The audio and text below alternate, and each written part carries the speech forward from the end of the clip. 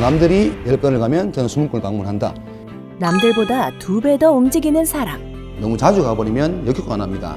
그럴 때 한 달에 한두 번 정도 방문을 드리고 잠재 고객과 가망 고객을 구분하여 관리하는 사람. 작은 데에다가 적어두고 일단 제일 중요한 파이프라인, 업무 관리 그거를 큰 다이어리로 옮기면서 한 번 더 상기를 시킵니다. 하루 일과를 철저히 기록하고 점검하는 사람. 최고의 영업사원들만 오른다는 ADT 캡스의 베스트 오브 베스트. 이번 시간은 서대구지사 광민재 과장의 영업 노하우를 만납니다.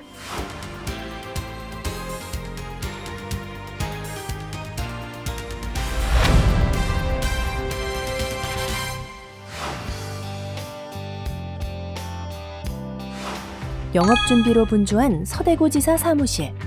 꼼꼼히 준비를 마친 광민재 과장은 누구보다 먼저 사무실을 나갑니다. 9시 30분 되면 출발하려고 합니다. 제 기본 지역이 일단 멀고 더 많은 고객을 만나기 위해서 좀 빨리 움직입니다.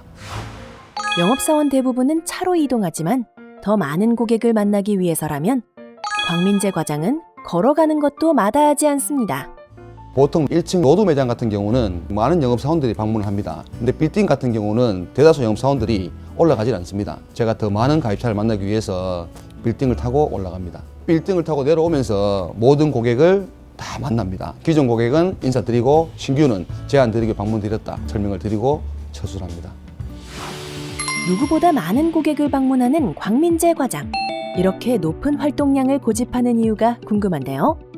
첫 모집 변경하고 저는 솔직히 제가 잘할 줄 알았습니다. 근데 중간 정도 성적이 나오다 보니까 그때 느꼈습니다. 영업은 활동량이다. 더 많은 고객을 만나면 더 많은 생산율이 올라간다. 그리고 남들이 10건을 가면 저는 20건을 방문한다. 이런 식으로 마인드로 해서 진짜 열심히 움직이면서 더 많은 고객을 만나기 위해서 활동을 합니다. 신규 계약건으로 목표를 두고 있습니다. 하루에 기본적으로 2건, 최소 1건. 만약 그게 안 된다. 그럼 어떻게든 찾아서 인상이라도 빈손으로 안 들어가는 게 제 목표입니다. 오늘도 하루에 신규 고객 20곳을 방문하고 최소 5곳의 파이프라인을 만들기 위해 노력하는 광민재 과장.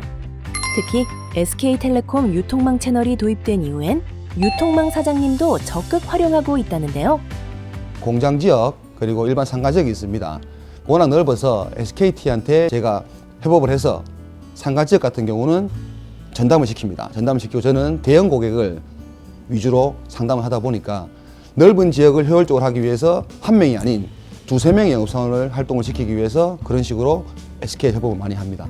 공사가 들어가는지 들어갈 수 있는지 뭐 이런 부분에 대해서 소장님이랑 얘기를 했을 때 도움을 줄 수 있는 부분을 이제 서포트 해주는 게 엄청 크거든요. 저희가 휴대폰을 팔려고 하면 자신 있게 상담을 할 수 있지만 캡스에 대해서는 당연히 자신감이 없거든요. 이게 뭔지도 잘 모르겠고 아직까지도 익숙하지도 않고 그렇기 때문에 이제 소장님께서 뭐 저희가 말을 했을 때 이제 고객을 먼저 찾아가서 대신 상담을 도와준다든지 저희가 뭐 일단 베이스만 깔아주면 거의 뭐 성공으로 많이 이어가기 때문에 그런 부분이 엄청 든든합니다. 그 앞에 6일간이라는 이제 고깃집이 공사를 간판이 올라가길래 이제 저희도 가가지고 이제 캡스를 얘기를 드렸었거든요. 그 다음에 이제 소장님께서 같이 가가지고 이제 마무리를 지어주신 저 앞에 가게에서 그렇게 했었습니다. 계약할 때 있냐 여러모로 뭐 물어보길래 없다고 했죠. 근데 여러 군데에서 왔는데도 그래도 이제 앞쪽에서 먼저 선뜻 몇 번씩 와서 얘기를 해주시니까 거기에 이제 믿고 하게 된 거죠. 다른 데도 와서 뭐 명함만 내면 것보다는 말 한마디 그래도 더 붙여가지고 와서 친절하게 해주니까 그게 좋은 거죠. 그래서 하게 됐어요.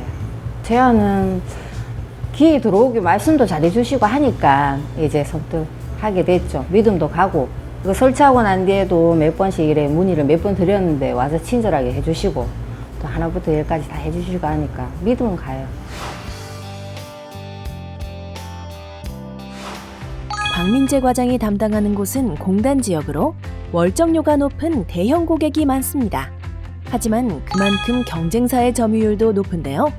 제 지역 자체가 S1이 점유율 좀 높습니다. 8대2 정도 점유율을 가지고 있어서 제 주목표는 S1 전환입니다. 첫 번째는 저희가 예전에 뺏겼던 고객 다시 찾아 방문드리고 많이 바뀌었다. 한 번 더 기회를 달라.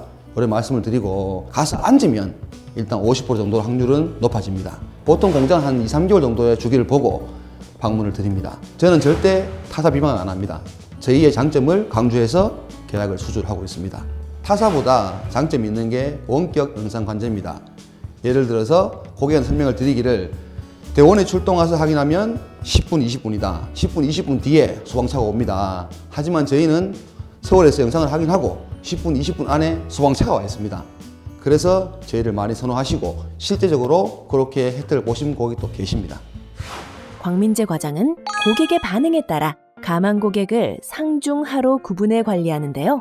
가망 고객은 상중, 하로 구분합니다. 상 같은 경우는 계약 기간이 끝났고 기존 고객의 불만이 있으신 분 하고, 중 같은 경우는 한 1, 2개월 남았고 그 다음에 불만이 있으신 분, 하 같은 경우는 관심이 없지만 계약 기간도 많이 남았고, 그런 분은 주기적으로 일주일에 한 번씩 절대 가서 보안 얘기는 안 합니다. 그냥 인간적인 얘기를 해서 인간적인 정을 쌓아가면서 나중에 필요하시면 연락을 주시라, 그런 식으로 영업을 하고 있습니다.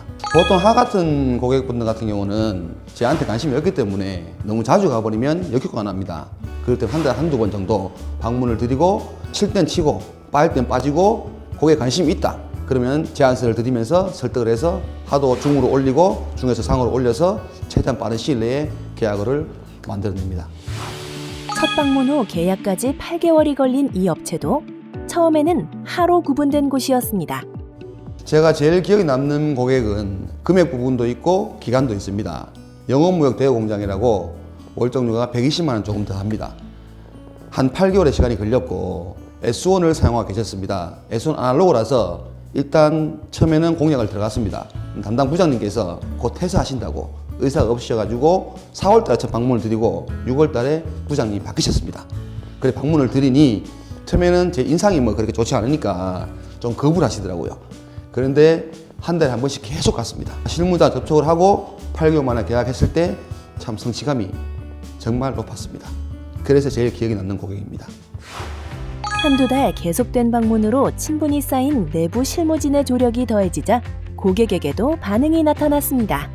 처음에 저희들은 S1으로 계약하고 있었는데 그 와중에 이 광민재 팀장이 저희 회사에 8개월을 가까이 다녔습니다. 매일같이 서슴지 않고 비가 오나 눈이 오나 정말 매일같이 찾아와서 커피 한 잔 드시고 인사 한번 하고, 저희들은 그런 계약조차도 원래는 그런 생각을 안 했지만 한 1개월 지나고 2개월 지나고 3개월 지나니까 또 마음이 가더라고. 이게 한 5개월째 뭐 저희 부서장님하고 같이 커피 한잔 하게 됐고 한 8개월째 계약을 하게 된 그 동기입니다. 이 자재가 매일 출입구되는 현황이거든요.